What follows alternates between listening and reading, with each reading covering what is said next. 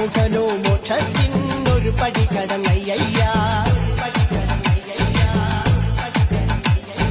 കൊയ്തെടുത്തു ശ്രീരാമൻ രണ്ടാം ശിരസയ്യ.